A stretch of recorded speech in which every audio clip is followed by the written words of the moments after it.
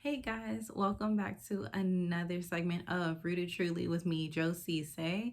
Kind of relaxed today. I've hit my third trimester of being pregnant. So you might not see me in a chair as often because I'm just really trying to be comfortable with my back and stuff like that.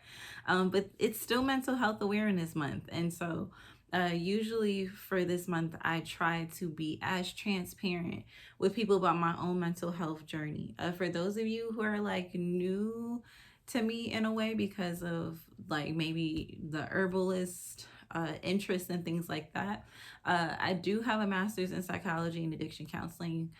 Before I really started deep diving into holistic wellness, my first passion is mental health, and it probably always will be a major part of how I function. I always feel that my love for it gives me a little bit of a better sense of humanity when helping people, and so I'm grateful for it.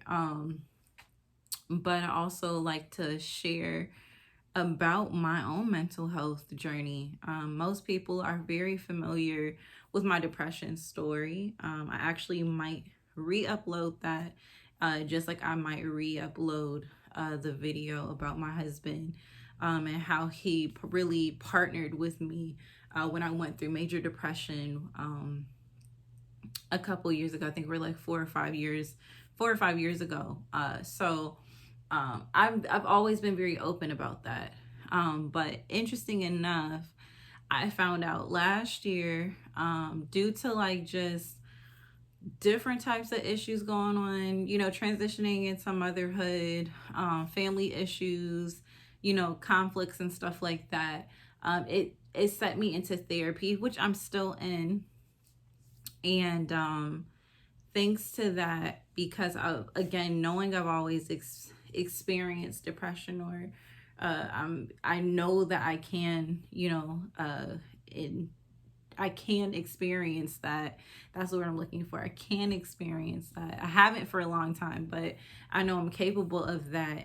It took me to a place where I felt like I need to go to therapy to make sure that I wouldn't get into that type of headspace, simply because, again, I was a brand new mom in 2020, like literally the end. So last year really was like the start of my motherhood journey, and I wanted to make sure I was the healthiest for my son. So going into therapy and asking to make sure I was assessed, because I wanted to make sure that I wasn't depressed, I found out that really also struggle with anxiety. And so it shouldn't have shocked me, but it did. The reason why it shouldn't have shocked me is because I have family members that struggle with anxiety, and I've seen it firsthand. And I've dealt with it firsthand by, being there for them, being a support system for them. But it never dawned on me, even with a whole master's degree, that I would deal with it, simply because the way it usually shows up in my family, I didn't see any of those signs manifested in me. To be like very blatantly honest, like years ago when I was in undergrad, I had a psych teacher who, like, we did like when you're in psych, you do like little tests and stuff. Like you might do the MMPI, or you might do like the like Myers-Briggs and stuff like that. Like they're always making you do like assessments to just know.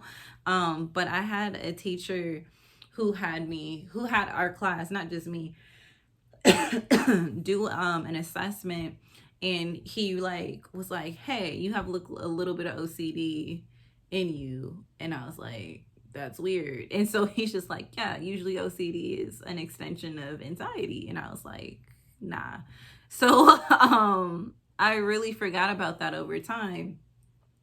So when it came about last year, where my therapist was like, "Yeah, you have struggled through depression, like here or there," she was like, "But like you really do also deal with anxiety."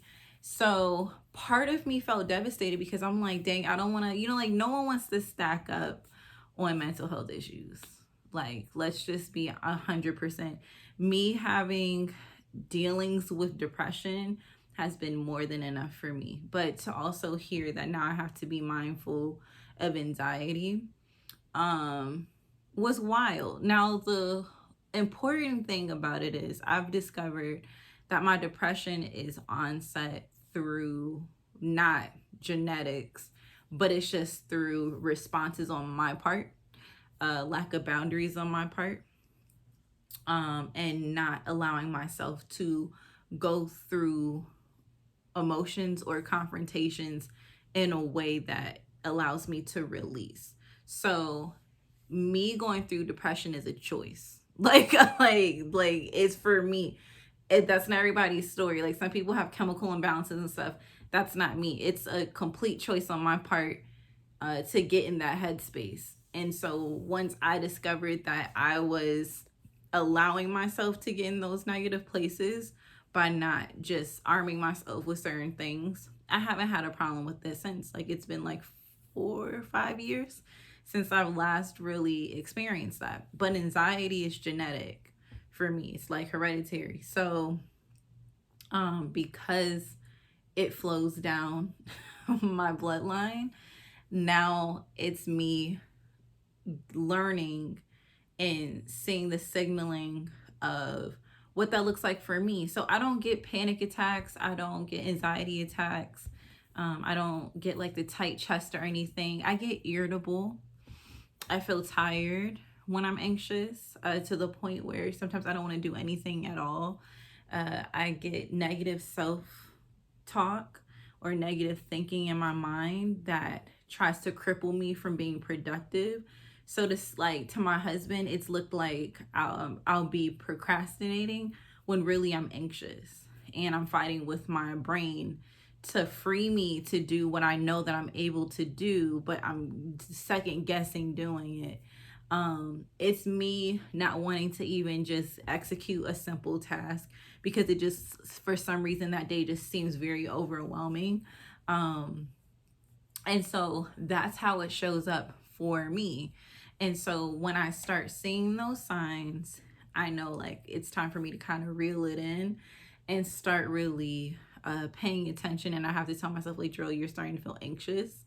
And I have to get to the root of like what triggered, and I hate using the word triggered, but like what, like what offset this emotion in me to where I have to, like put a game plan around it. And then, like, and it's important when you're in a relationship, not just marriage, but even with friendships and family, you really have to be vocal and say, this is what's going on. This is what I need. This is how I feel. I'm blessed because I do have some family members that, do struggle with anxiety as well, or they've gone through the struggles of anxiety. So when I say like, like I feel anxious, like there's empathy there. My husband, he's like a complete rock star. So for him, it's just like me. He just says, what do you need? Like, if you don't feel like cooking today, you just not gonna cook today. And either he'll cook or, like something like that. Or we see, like what's in the house and we just do something. So it's taught me to really be okay being vocal with how I'm feeling and what I'm feeling as well. So I'm still learning. Like I'm still very much learning how to identify it, how to prevent it, what works for me, what doesn't work for me. And that's the beauty of the journey. But I'm grateful that at least I closed one chapter, and I'm looking forward to closing this chapter too. So now that I've shared part of my story, if you deal with anxiety, if you're brave enough to tell me, you can always shoot me an email. My email will be in the description box. But I just want you to know, like, you're not alone. A lot of people go through anxiety or feel anxiety or have, like a anxiety diagnosis. It's not anything like not common.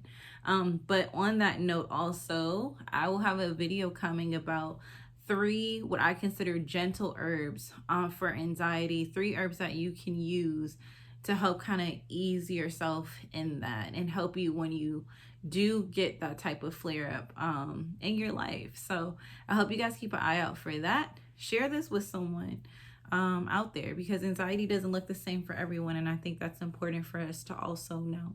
So thank you guys always for listening to me, and thank you for letting me share my story. Please subscribe if you haven't already. Share with a friend if it's been useful to you. If I've been sharing decent info, share it with somebody.